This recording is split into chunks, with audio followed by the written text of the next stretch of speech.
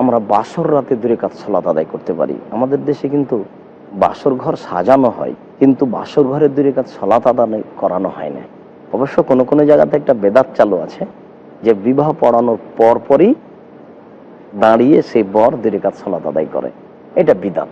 বিবাহের পরপরই বরকে 2 রাকাত সালাত আদায় করতে হবে, এই বেদাত করা যাবে না। এটা রাসূলের সুন্নাত নয়। তবে বাসর ঘরে ঢুকে বর প্রথমে কনের মাথায় হাত দিয়ে দোয়া পড়বেন, আল্লাহুম্মা ইন্নী আসআলুকা খাইরাহ ওয়া খাইরা মা জাবালতাহা আলাইহি ওয়া আউযু বিকা মিন শাররিহা ওয়া শাররি মা জাবালতাহা আলাইহি।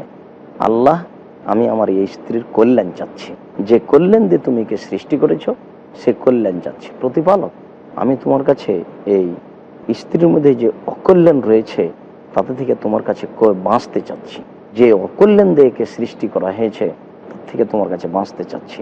এই দোয়া পড়ার পরে দুইজন 2 রাকাত সালাত আদায় করবে। আগে দাঁড়াবে স্বামী আর পিছনে দাঁড়াবে স্ত্রী। স্বামী স্ত্রী একসাথে সালাত হবে না, পাশাপাশি দাঁড়িয়ে জামাতবদ্ধ সালাত হবে না। নারী পুরুষের সালাত একসাথে চলে না, এখানে তাদের কোনো সম অধিকার নেই।